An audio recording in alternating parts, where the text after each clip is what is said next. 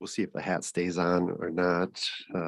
Good afternoon and welcome to the University of Maine at Augusta's Convocation and the start of the 2022-2023 academic year. My name is Joseph Zakis and I'm the interim president and provost here at UMA. Before we begin our program, it is important that we acknowledge the following. The University of Maine at Augusta recognizes that its campuses and centers are located in the homelands of the Wabanaki tribal nations, who have stewarded this land throughout the generations. We support their efforts for land and water protection and restoration and for cultural healing and recovery. We are grateful to be able to live and work in the state of Maine, where we hope to play a more active role in the decolonization process. I would now like to extend, and maybe I should say, can you everyone have a seat, please? Thank you. So.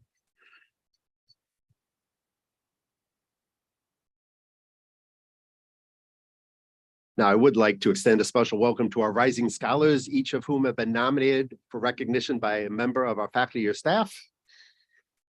I also want to extend a warm welcome to our keynote speaker today, Dr. Julie Ann Scott Pollock, Professor of Communications at the University of North Carolina, Wilmington. Now, a few words about our academic theme. Every year, the Colloquium Committee selects a topic of national importance and relevance to our community and state. Some of the previous year's topics were climate change, freedom of speech, race and social justice, just to name a few. This year's topic, disability visibility, again, calls us as a university and community to face head-on one of the more challenging topics of our times. So let me thank the Colloquium Committee for their work and for helping us focus our academic theme on disability visibility.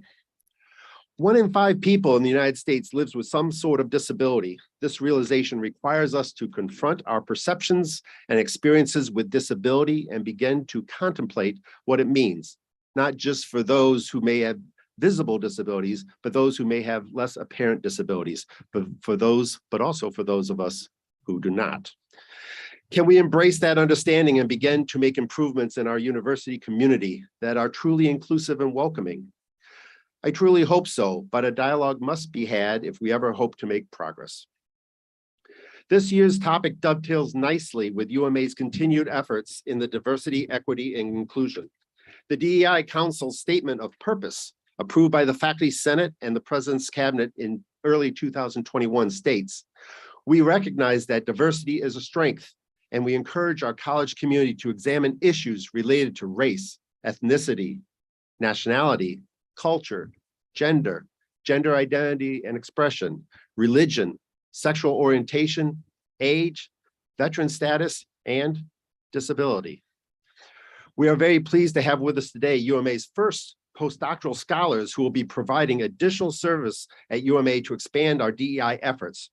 Would you both stand and be recognized as I read your names? Samira Musley and Kristen McLaren.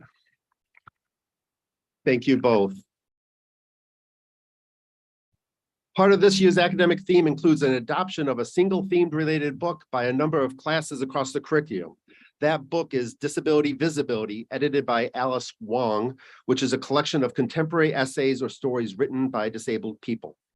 This approach to our understanding of disability is important since, as Harriet McBride Johnson's quote starting the book states, storytelling itself is an activity, not an object. Stories are the closest we can come to a shared experience. They are a chance to ride around inside another head and be reminded that being who we are and where we are and doing what we're doing is not the only possibility. So let me just share a story. So I am driving my well-packed minivan out to Michigan in August to bring my daughter off to her senior year of college, hoping for great conversation on our 16-hour trip, but watching the earbuds slowly go in. Along the way, there was a lot of construction, adjusting, shifting lanes that were very narrow, and for a minivan required going over a lot of rumble strips. And as I was driving for what seemed miles over these loud, vibrating rumble strips, thinking that if my car was just a little smaller, or we could just move just a few inches over, just how much smoother the ride could be. So as I was driving, vibrating, with my daughter zoned out or asleep, I began to think about our academic theme, and it reminded me of a student I had in class a few years ago. So a few of you may know that for years I have taught a class in the spring called Computers and Culture. And in that class, we discussed the impact of technology on our society. And I think we can all agree that the important role that technology plays, not only on this topic of disability, but in society as a whole. A few years ago, I received an email from a student who confessed that while he was watching the videos of my lecture, he kept falling asleep. So, but as I continued to read the email, it was due to a documented medical condition that, although it made me wonder about the other students' reasons, as far as watching my lectures. So we met, we talked, we discussed options, providing the lecture videos with captions, shorter videos, audio versions, downloading so they could be watched, listened to at a later time, that all worked in their favor, right? Trying to make the students' class experience better, not a trip on the rumble strips for 15 weeks. So I think we all have that challenge as faculty and staff to have the empathy to see class and university as opportunities for clearing away the rumble strips and truly making UMA a more welcoming and accessible place. So as our program continues today, you will hear provocative stories on this topic. These are specifically written so anyone that hears them will reflect on what disability means and how our community can be more welcoming and inclusive with this new awareness and understanding. So as we start this academic year, I challenge our faculty to find opportunities to invite students into a dialogue in a respectful and civil manner. Challenge that students to continue to be willing to explore and engage in these important topics. Thank you. And now I invite Associate Provost Brenda McAleer to the podium, who will introduce our Rising Scholars and present the Distinguished Educator Award and the Distinguished Scholar Award. Associate Provost McAleer.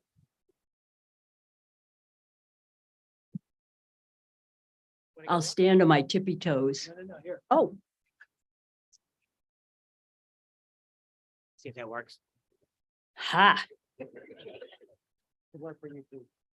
Look how tall I am, Joe. Okay. Anyway, thank you, President Zekas. I'd like to begin this year's academic recognition with our 2022 UMA Student Rising Scholars. The Rising Scholars Initiative was developed to honor and recognize student achievement and/or student promise and potential. Rising Scholars are nominated by faculty and staff. President Zekas, I have the honor of presenting to you this year's Rising Scholars, who had the distinct honor of marching in with our faculty as we opened the ceremony. Some show tremendous promise. Some have both made notable achievements and show remarkable progress. We're very proud of all of them and delighted to have the privilege to teach and work with them during this crucial time in their lives. We are honoring 53 Rising Scholars today. Please stand after I read your name. I would ask the audience to hold your applause until all the names have been read. Caleb Orsand, Seth Adams, Erica Allen, Jamie Backel, Stacy Bagley, Sean Barter, Julia Basham, Trevor Beals, Cody Bentley, Alistair Blum, Alyssa Boyd, Salvatore Cardinale, Jericho Champagne, Jennifer Christensen, Sean Clark, Sarah Cook Wheeler, Caleb Corey, Hunter Cormier, Sarah Craig, Emily Crocker, Rose Sear, Patrick Dapolito, Ruth Dauphin, Lauren Enright, Gina Fontaine, Kenneth Forrester, Donald Gallagher, Charity Garland, David Glass, Jasmine Haynes, Abigail Hartsgrove, Greg Hatt, Grace Hills, Landon Huff, Ian Kirkham, Shelby Landcor, Corey Marrero, Sarah Martin, James Morrill, Ashley Patton, Sylvia Phillips, Brooke Rule, Danette Santana, Victoria Scott, Luke Sirois, Monica Spadafori, Gregory Spencer, Liz Marlin Stokes, Frederick Stone, Carrie Taylor, Jen Thurston, Callie Tolman, Catherine Turner, Gina Weirs, Jason Witt, Allison Winship. Please join me in congratulating UMA's 2022 Rising Scholars. Congratulations to all of you.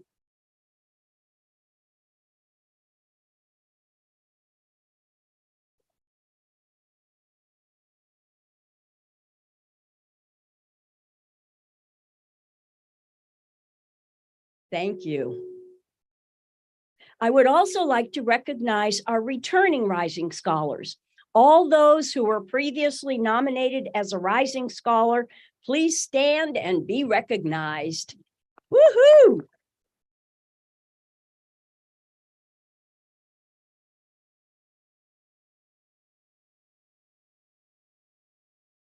To all our Rising Scholars, as well as your family and friends, I invite you to stay for the reception afterwards, where both President Zekas and I would be honored to meet you. The reception will take place under the tent to my left. Also, we have specifically designed certificates for this year's Rising Scholars, which will be handed out at the reception. The certificates will be available at a table set up in the reception area. Congratulations again.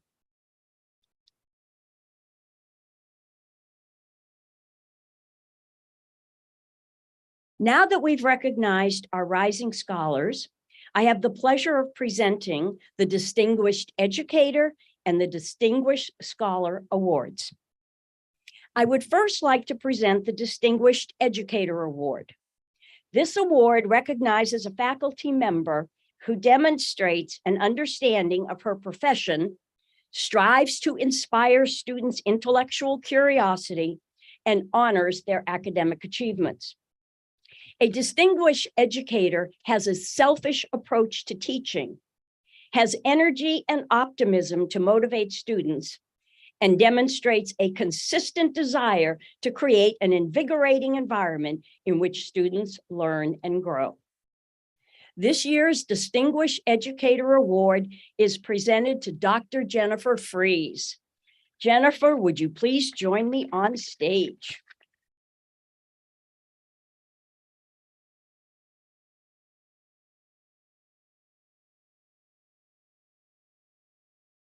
Dr. Jennifer Fries is the program coordinator, and she teaches in our veterinary technology technician program. She is a valued colleague whose work has been devoted to this university. She joined our UMA faculty in 2017 and was promoted to a tenure track assistant professor position in 2018. Her university service is impressive. She's a member of the UMA Faculty Senate, the Gen Ed Core Committee, the chair of the Vet Tech Advisory Board, and the IACUC Committee.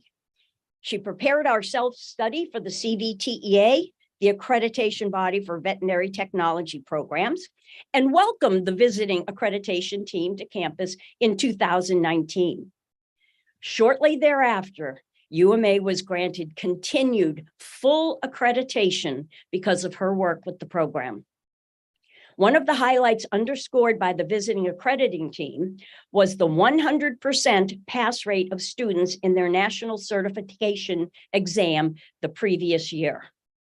She is responsible for re-registering our vet tech program with the USDA and established new IACUC animal use protocols.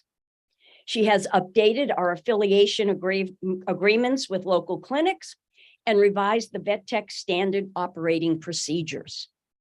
She earned a doctorate of veterinary medicine from Auburn University and a Bachelor of Science in Biology at Campbellsville University.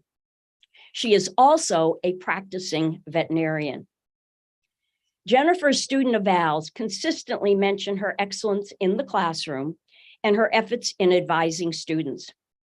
Students value her devotion to teaching, explaining, and making complex theories easy to understand. She is indeed an exceptional educator. So UMA is pleased to honor Dr. Jennifer Fries as our 2022 Distinguished Educator Award recipient. Congratulations, Jennifer.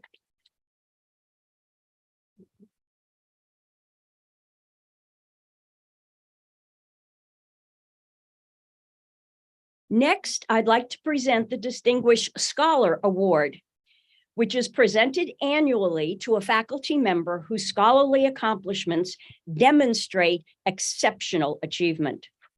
A distinguished scholar has intellectual curiosity, innovation, commitment, integrity, and perseverance, and pursues academic excellence through research, publication, and/or creative activities. Their scholarly work will enrich the academic discipline, reflect positively on the community and the university, and enhance future teaching and learning. This year's Distinguished Scholar Award is presented to Dr. Valerie Rubinsky. Valerie, would you join me on stage?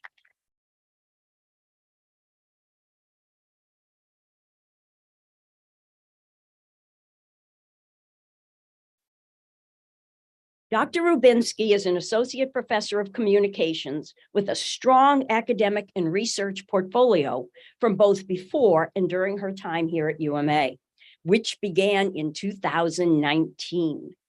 She earned her PhD at Ohio University and her master's at Emerson College. Her work focuses on research in interpersonal communications around intimacy, identity, and health.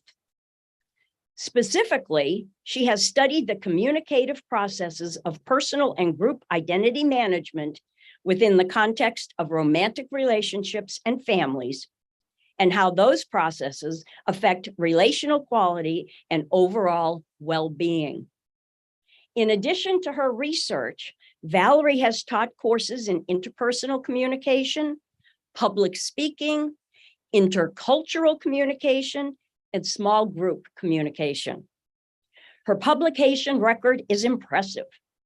She has written 30 peer-reviewed journal articles, edited 1 book, and 17 chapters in various volumes. She's also been very successful in securing funding for her research, being awarded over $40,000 since spring of 2021. Additionally, she is dedicated in providing undergrad students opportunities to participate in her research, where they gain valuable experience for graduate school and career endeavors. Valerie continues to offer significant contributions to UMA, and her peers have recognized her exceptional scholarship record. Today, UMA is pleased to honor Dr. Valerie Rubinsky as our 2022 Distinguished Scholar Award. Congratulations, Valerie.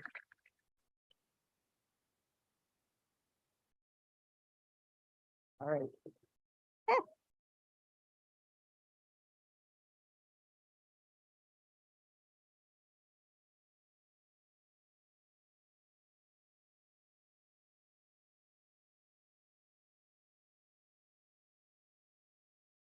We'll leave it there.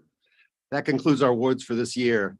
We have now arrived at the point of our program where we'll focus on our academic theme of disability visibility. I would like to introduce Dr. Kate Darling, Assistant Professor of Psychology, who will frame and provide the faculty's perspective on this year's theme.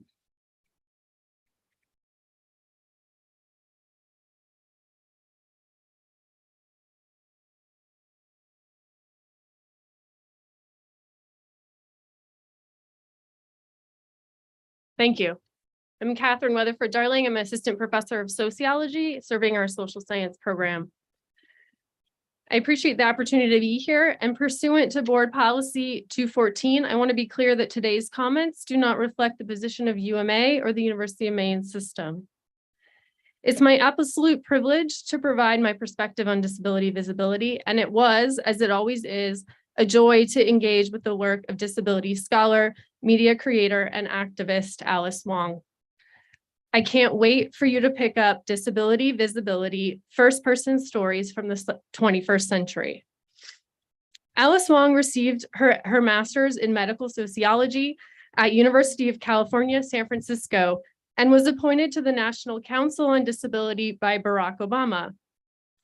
Alice's CRIP wisdom has helped me understand the critical importance of disability as an axis of social inequality in my scholarship and teaching. Alice is prolific, and she is a welcoming tour guide to the rich world of disability culture and intersectional cross-disability organizing. I cannot wait for you to meet her. Alice and the contributors of Disability Visibility invite readers to be uncomfortable. The teachable moments of discomfort ask us to challenge the inspiration porn and the pity narratives that are too common in pop culture depictions of disabled people and bodies, quote unquote, overcoming their limitations. For people living in unmarked, quote unquote, normal bodies, these disruptive narratives may feel troubling. That's good trouble. In her introduction, she describes her experience as a disabled Asian American girl growing up in the Midwestern US before the Americans with Disabilities Act, or the ADA. Wong describes wanting to see more and more diverse stories about the experiences of past and present disability. And so the Disability Visibility podcast was born. Alice and her team have since hosted 140 oral history conversations and many Twitter chats. When I teach about ableism, I introduce myself as a member of what Alice calls the ADA generation. I entered a public school classroom the same year the ADA took effect, reminding people that I am among the first generation of Americans who entered a public school system that was legally required to, quote unquote, accommodate disabled young people, helps us see how recent this legal and cultural shift towards accessibility really is. Familiar access tools like curb cuts, closed captions, and independent development plans have a young and fraught history. I then challenge my students to do two things. First, they browse the powerful virtual exhibit Patient No More, a virtual multimedia history project organized by the San Francisco State Institute on Disability. Second, I ask students to engage with the Disability Justice Primer from the Arts Collective, led by disabled people of color and queer disabled people of color, SINs Invalid. This year, we will also engage with other disability visibility contributors, including the Harriet Tubman Collective. The Patient No More exhibit tells the history of the longest nonviolent occupation of a US federal building. The 504 sit-ins protested 3 years of delays to the signing and implementation of Section 504 of the Rehabilitation Act of 1973. 504 was the first federal protection for people with disabilities in the US and laid the groundwork for the passage of the ADA more than 10 years later. To challenge the invisibility of disability protests, I remind students that no one willingly gave disabled people their civil rights. They got educated, they got organized, they raised their voices, and they put their bodies on the line. Disability communities and collectives have continued to challenge ableist narratives and policies ever since. For example, Patty Byrne and Stacy Milburn, along with the other core members of SIN Invalid, articulate the limits of right-based legal strategies to address the roots of ableism and other intersecting inequalities in their disability justice framework.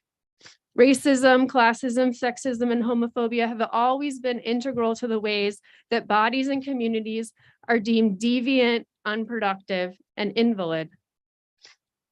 Reading Patty Burns' contribution to disability visibility reminded me of why so many of my courses begin with discussions of ableism and the ways society defines with people with disabilities as a problem, as something to fix, cure, push out of view, or even eliminate.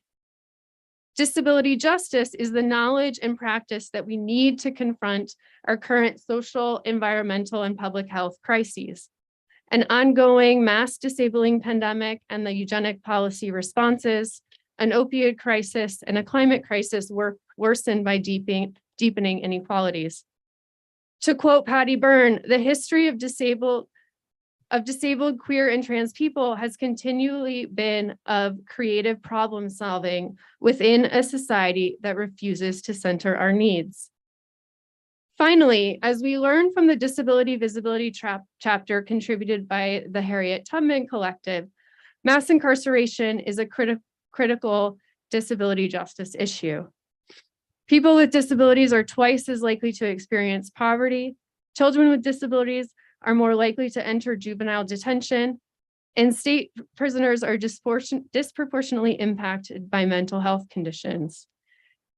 Data from the 2016 survey of prison inmates shows that 38% of federal prisoners reported a disability, nearly 2.5 times the rate among the US general population. As you might know, UMA is doing something about the invisibility of the ways ableism impacts incarcerated people. UMA is the home of a multi-campus, multi-institution prison education partnership funded by the Mellon Foundation's Future of Higher Learning in Prison program. PEP is led by a cross-sector advisory board of learners, community members, and faculty that will be working together over the next several years to build pathways to higher education for every Mainer impacted by the justice system. The Prison Education Partnership would not exist without the tenacious fight of powerful UMA alumni and student activists, including Joseph Jackson of Maine Prisoner Advocacy Coalition, Courtney Allen of Maine Recovery Advocacy Project, Brandon Brown, and Jacinta Hunt. Every day at UMA, I see justice impacted people step into their power, using their narratives, research, and art to make disabilities visible. Every day they are making change for people living in the crosshairs of poverty, racism, substance use disorder, trauma, mental health conditions, and ableism. I'd like to in particular lift up Brandon Brown's brilliant course, The Power of Story in Justice. This semester, this innovative course allows students to explore common narratives that shape inequalities and translate into systems and structures. Students and alumni like Brandon, Joseph, Courtney, and Jacinta are often leading us. Our systems are hustling to catch up to their vision of justice and equity, and we have to catch up. Just this year, 14 people have died of preventable causes in Maine's prisons and jails. Last weekend, advocates, loved ones, justice-impacted people gathered at Capitol Park in Augusta to protest their deaths and demand that they deserve better. I want to close here by going silent and making their absence visible. Thank you.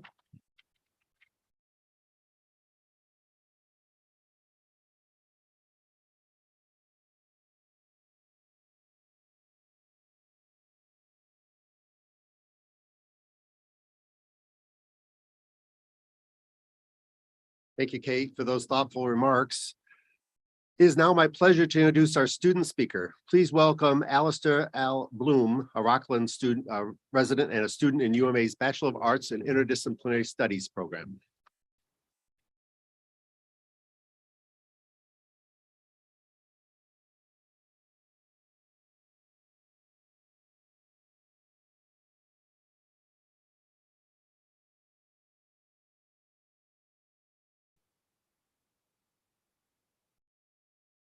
Thank you. It's an honor to be here, and I'm so grateful for the opportunity to speak to you all today. By dedicating this year to this incredibly important topic, we are working together toward a more inclusive and welcoming academic environment. In my role as co-president of UMA's Student Diversity, Equity, and Inclusion Action Club, I've learned that one of the best ways we can make UMA an accepting and accessible place is by looking outside of ourselves and seeking out the voices of those who are most affected. A blind spot in so many environments, even those that are considered inclusive, is disability accessibility. There's a series of reasons people with disabilities are not visible in our communities, and many of them are barriers put in place by social systems and societal norms. People who are able-bodied and able-minded are provided a unique privilege, a society and a culture created with them in mind. This can be seen in every building that has no ramp access and every video online that does not include closed captions. If a person has mobility issues or hearing impairments, these things seem obvious. They are struggles for their everyday lives. However, to someone who has always been able to move around easily and hear just fine, this might be something we've never considered. I took some time to discuss the concept of disability visibility with a friend of mine who identified themselves as disabled. They outlined 4 major points to consider: basic health care and daily care needs, public accessibility, job accessibility, and isolation due to these needs not being met. Through these 4 points, we can begin to look at the many challenges faced by disabled people in our society. Too many people with disabilities do not have access to reliable quality caregiving. My friend described to me that they sometimes don't know who is going to provide their care, or even if someone is going to provide their care. Not receiving required care like dressing, bathing, and getting up means that there are people in our communities who do not leave their houses or even their beds some days. When we think of these people being bound to their beds, the phrase out of sight, out of mind seems fitting. Reality is that these people are unable to engage with society in person, which means that they are easy to ignore or pass off as someone else's problem. But who is someone else? The caregivers who are tasked with supporting disabled people face numerous challenges as well. Burnout is a serious problem in every medical field, but can especially be pervasive in a setting where the worker's role is providing consistent care. Many caregivers make minimum wage or barely more. Unfair compensation, understandably, leads to low rates of employment and places an inherently low value on the practice of providing people with the necessary care for them to live. How can we possibly expect people with disabilities to get the care they need if the people responsible for that care are valued below a living wage?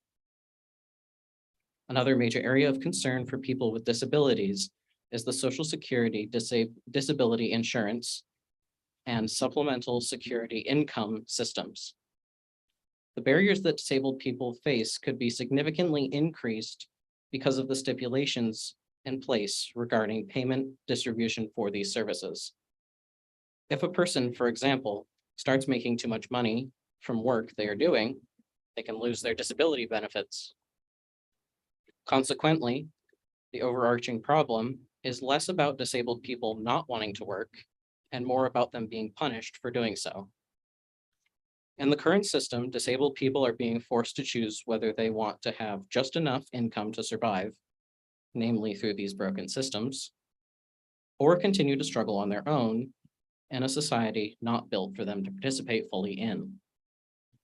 We cannot simultaneously expect disabled folks to participate in society at a level comparable to able-bodied people and not give them the means to do so.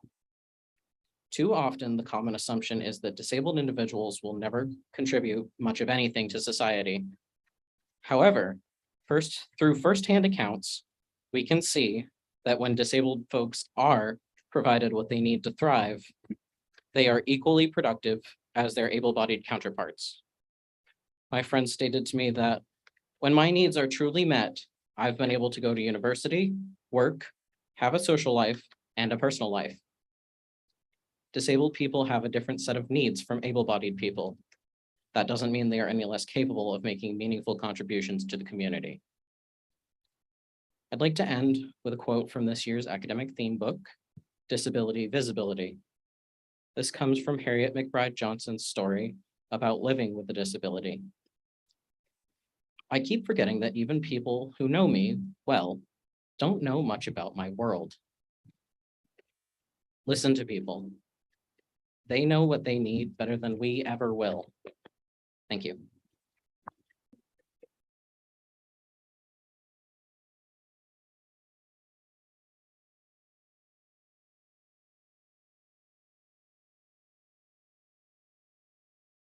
Thank you, Al, for those remarks. I would like to now introduce to you this year's keynote speaker, Dr. Julie Ann Scott Pollock. Dr. Scott Pollock is a professor of communications studies at University of North Carolina, Wilmington, UNCW, and director of the university's performance studies programs. Her scholarship focuses on performance studies, performance ethnography, personal narrative, identity and differences, disability studies, and qualitative research methodology. She teaches courses in performance studies, storytelling, and qualitative research methods. Her research explores personal narratives of embodiment and identity. Projects include personal narrative and performance ethnographic research of physical disability, eating disorders, and aging and memory. As professor of communication studies at UNCW, she has maintained the UNCW Storytellers, which is a troupe of communication studies students performing children's literature. She also has created other performance groups for undergraduate students. Her PhD is in communications, which she earned at the University of Maine, just up the road. Her graduate work also was earned at the University of Maine, so we are very pleased to welcome her back to Maine and to welcome her as this year's keynote speaker. Please welcome Dr. Julie Ann Scott Pollock.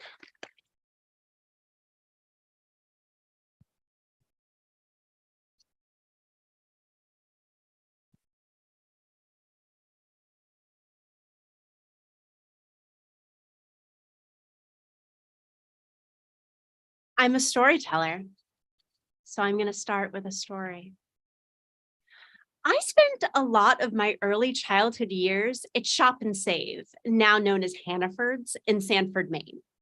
My mom and I went almost daily to get out of the house for a bit. Usually grocery shopping involved picking out a sugary yogurt, so I enjoyed these trips. Well, except for the stares and the condolences.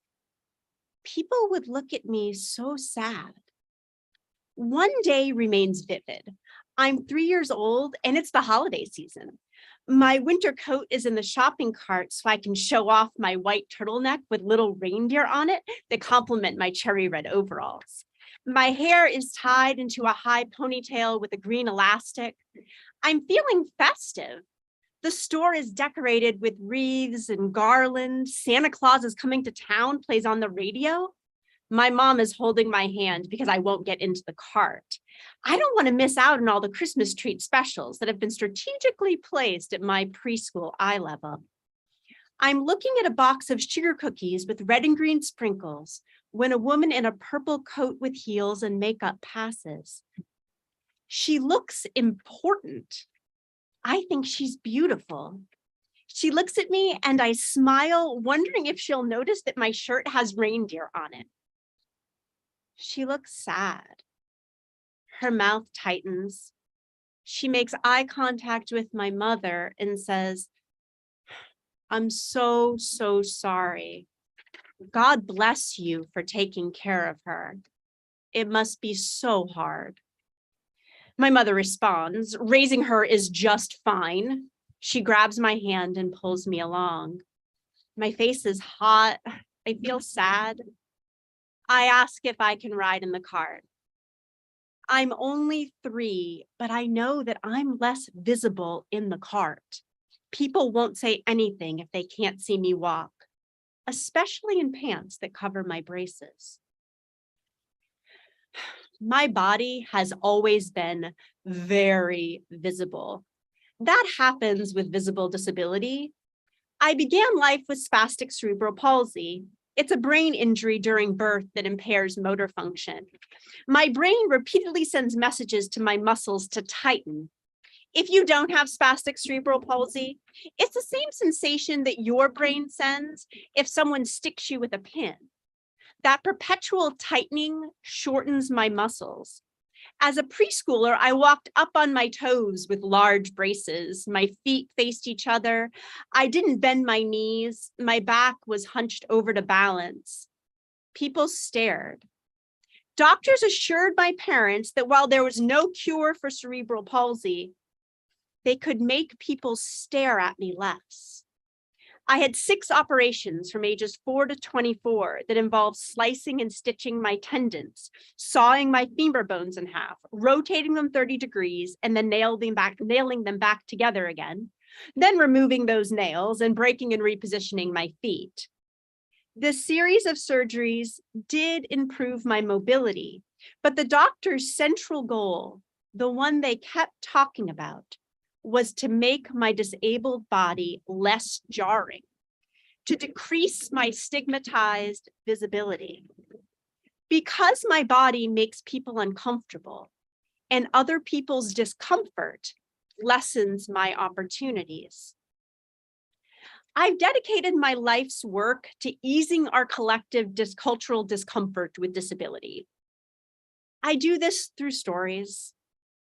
One of my favorite storytellers, Joni Jones, says that it's difficult to deny someone's reality when it's living right there in front of you. In stories, let our realities live for one another. Today, I want to talk to you about disability visibility and how we can all be more at ease if we embrace these mortal bodies that are living right in front of us, that we see when we look at each other and when we look in the mirror. But before I tell you some more stories, I want to take a moment to talk to you about how I talk about me. I've learned to do this because if I don't, the odds of you fixating on my descriptors and missing my message is high. I refer to myself as disabled. This is considered identity first language. I don't personally use person first language. I say I'm disabled instead of I'm a person with a disability. I do this because for me, being disabled is just another identity marker. I'm not a woman with whiteness or a woman with straightness or a woman with middle-agedness. I'm a white, straight, middle-aged woman. I'm also a disabled woman. And I'm comfortable being a disabled woman. And I don't need to change how we do adjectives in the English language to talk about my body. But I get why person first language is so popular. I'm comfortable with the fact that I'm disabled, but others are not so comfortable. And I see how others can be drawn to person first language in hopes to minimize the discomfort their bodies cause others, so they can be more valued, more included in this society. I hope that through the stories I'm going to tell you, that you become less uncomfortable with the visibility of disability. I also hope you'll continue to think about where this collective cultural discomfort comes from. So when I was 5, my mom was having coffee with Alice from down the street. They were sitting together on the retaining wall by my driveway. It was summer and I was playing with my little miniature Cabbage Patch dolls in my toy dump truck a few feet away. I think maybe my mom was trying to get rid of Alice. I'm not sure. She always listed all the things she had to do as she sat talking to whatever lady from down the street had decided to drop by. My mom wasn't one to sit and sip coffee unless not doing so would be rude. I need to get over to school this week to register Julie for kindergarten. Time goes by so fast. I look over to them and smile.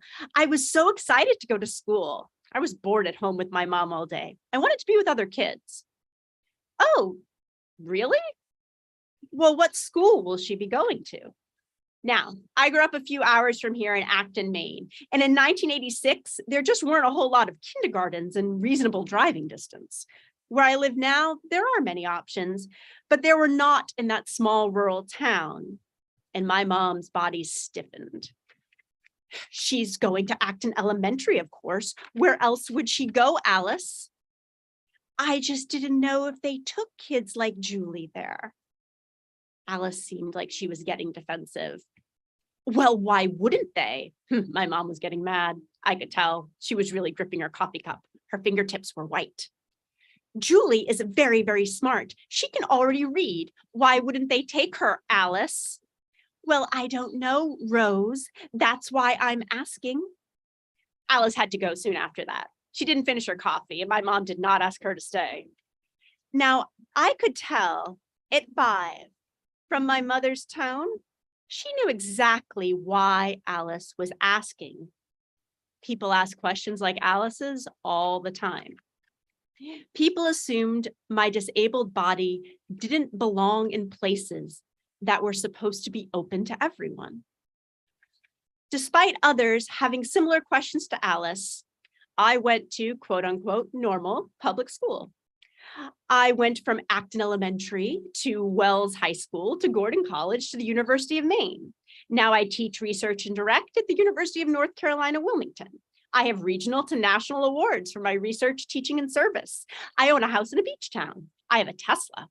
I have a husband and 5 children. We take fun vacations. I'm happy.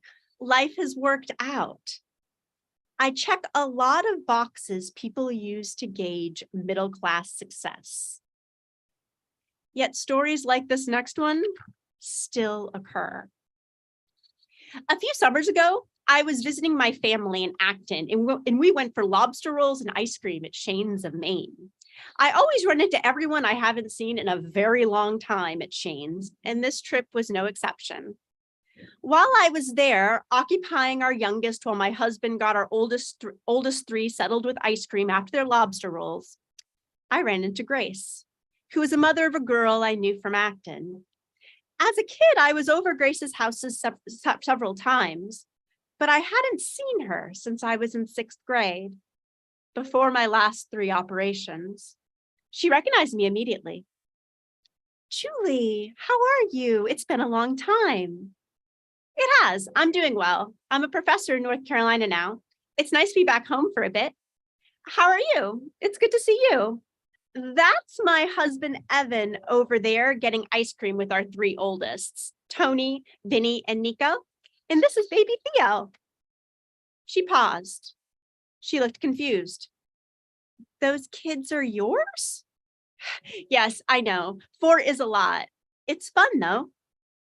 I assumed at first her comment was at the large number of small children I have. But she kept pressing. So those are your kids? Yes, they're all mine. Well, mine and Evan's. I've been pregnant or breastfeeding since July of 2010. I'm exhausted. And she looked really surprised, with raised eyebrows. And I was trying to figure out why 4 kids seemed this shocking to her. And then she kept talking. Oh, so you can have kids. I didn't realize you could. Well, that's wonderful. And you're married. Well, isn't that nice for you? And you look like you're doing okay. You're still getting around fine. And then I realized, yes, Grace, I'm getting around just fine. I never had any trouble having kids. In fact, I have more kids than I planned. Are your daughters or their other classmates having a lot of trouble in these areas? Well, no, not that I know of. What made you ask that then? I just didn't know if it was possible for you. Because I'm disabled? I would never say that you're disabled, Julie. It's fine to. I am. But cerebral palsy doesn't impact fertility. It also doesn't get worse. It's not a progressive illness. It's a brain injury. I'm aging at the same rate as you'd expect anyone else to. I get around like other 37-year-olds. Well, it's nice to see you doing so well. She walked away awkwardly, and she pretended she didn't see me when we ran into each other a few years later with my 5th baby. I handle these conversations that happen everywhere, from the ice cream shop to the PTA fundraiser to my office hours, with questions that keep people engaging and realizing their assumptions. Throughout my life, because I'm disabled, people have assumed I won't have the opportunities they assume most adults will have. They assumed I won't go to school, that I won't have a career, that romantic love won't be reciprocated, that I won't have children, that I won't stay healthy and active for as long as they assume other people will. Moving through life with an atypical gait, chronic pain, and tight muscles compel others to assume I won't have the journey they expect normal people to have. They assume that my visibly disabled body must have a different restricted path compared to theirs and other normal people. They desire to distance themselves from this uncomfortable reality they've assumed for me. They find my life so unpleasant, they don't even want to use the adjective designated to describe it. Assuming my identity as a disabled person is too painful for me to hear them say. Cerebral palsy can be physically painful, but hearing the word disabled to describe my body is not. I'm disabled. People's assumptions surrounding my disabled body fascinate me. According to Rosemary Garland Thompson, disability is defined as the deviation from normal. Disabled bodies are medically, socially, and legally identified as abnormal and in need of attention and management that we, as a society, believe someone should have. Deemed disabled bodies fascinate me so much that I've spent a lot of time researching other disabled people's stories to understand what it means to live in a body that perpetually stands out and is stigmatized as abnormal. In disability studies, we refer to the interpretations of our visibly disabled bodies as the cultural gaze. Our bodies deemed abnormal are stared at, and people have questions. They want to know what happened. I used to think the cultural gaze stemmed from others being worried that they could become me. People often want to know why I have cerebral palsy, and they seem almost disappointed that it isn't hereditary or contagious.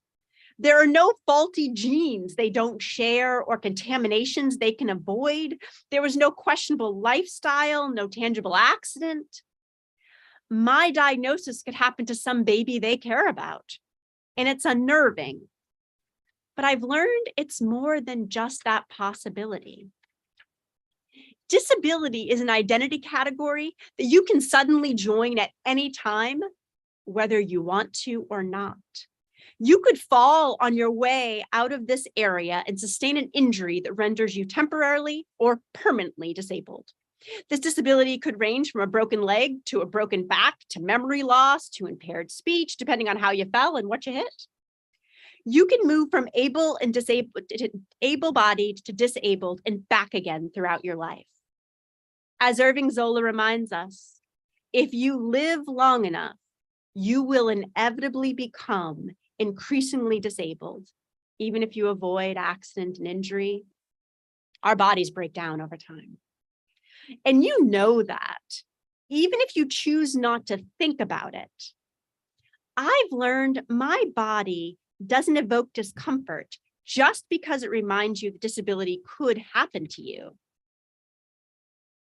My body is a reminder of what you already are. Everyone here has known from a very, very young age that you are mortal. And because you're mortal, your body is inescapably susceptible to change at any time. And your body will inevitably change over time. I consciously use the word susceptible to describe mortal bodies instead of vulnerable. And it's because of the root of these two words. The word vulnerable comes from the Latin word vulnerabilius, which means to wound, while susceptible comes from the Latin word susceptibilius, which means to take up or support. Rather than focusing on our bodies being wounded by external forces, I'd rather us focus on them being intrinsically able to take up and support different ways of being in this world. Our bodies are open to change, and unless we die abruptly, we will live to experience different ways of being.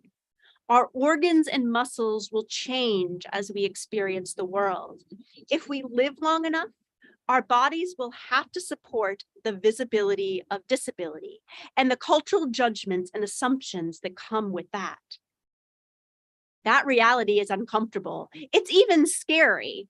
So it's easier to designate the bodies the culture has collectively categorized as abnormal, as visibly disabled, as the ones that will be denied inclusion and opportunities, ranging from love to family to financial independence.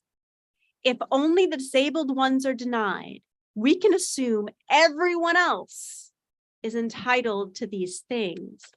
All that mortal susceptibility can be piled onto the visibly disabled, so the majority of society, categorized as normal, well, for now, doesn't have to think about it. I'm a narrative ethnographer, which means I listen to the stories of bodies. And one of my studies, about eight years ago, centered on elders living with memory loss. I was at a very ritzy retirement community, and I was having coffee with a resident before interviewing him. We were sitting in an ornate room with a vaulted ceiling by an entire wall of windows looking out onto a picturesque pond. And he said, "What are you doing here? Why are you spending time with us?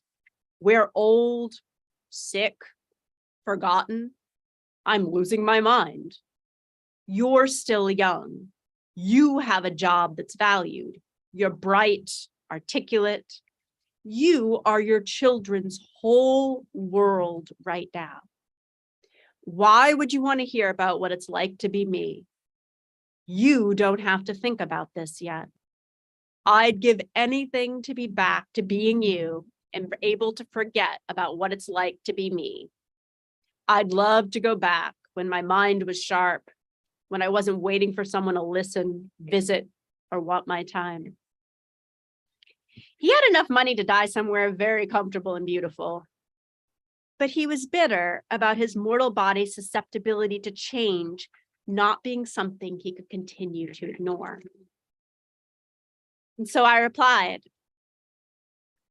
"I want to be at ease with the fact that my brain is susceptible to change just like yours is. I want to share your story so others also think about it.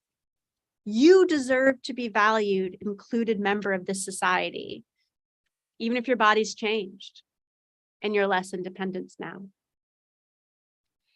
You see, as a disabled person who people assume is unable to do things that other people can, I'm at ease with aging, with the possibility of injury, of needing more support. I'm at ease because people perpetually remind me of this reality. I'm used to it. And I'm comfortable thinking about decisions and how I may do my job, connect with others, and enjoy things I love, no matter how my body might change. Being visibly disabled means that I'm comfortable with susceptibility of my mortal body. I plan for it. And I'd like to ask you to also embrace the susceptibility of your mortal body and the susceptibility of others' mortal bodies. This will help us stop fearing our mortality and how disabled bodies remind us of it. Being mortal means our bodies are inevitably susceptible to change. And if we are at ease with our mortal body's susceptibility, we can stop actively distancing ourselves from one another. We can get rid of the arbitrary divisions between abnormal disabled bodies and normal able ones. And instead, we can work together to create a world that is as open to change as our bodies are, We can have a culture that flexes around all bodies so that we will remain connected, included, and offered opportunities over the course of our lifetime, no matter how we change. I'll give you some examples of what this cultural flexing can look like. On campus, rather than seeing extra time on an exam, an assigned note taker, read aloud or dictation software, virtual attendance, flex scheduling, and alternative assignments as accommodations for bodies categorized and documented as disabled.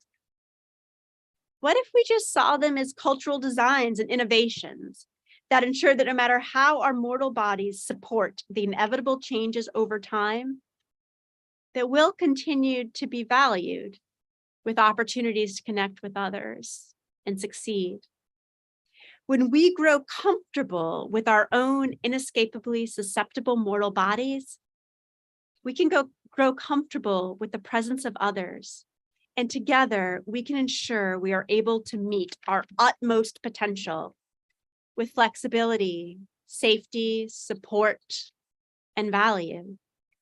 And when we reach this point, disability visibility becomes the visibility of not what happens to some or what could happen to us, but the visibility of our inescapably susceptible bodies that we don't need to ignore or fear, just plan for. Thank you.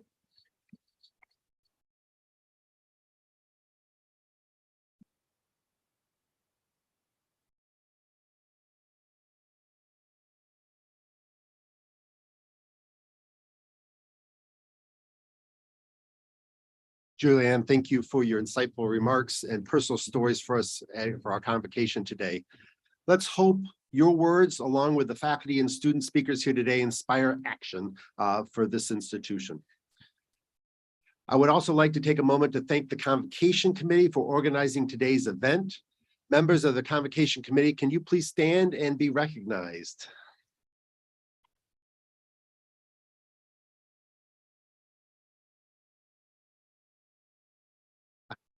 Thank you. I would like to thank all of you for attending. We will now close our convocation with our recessional.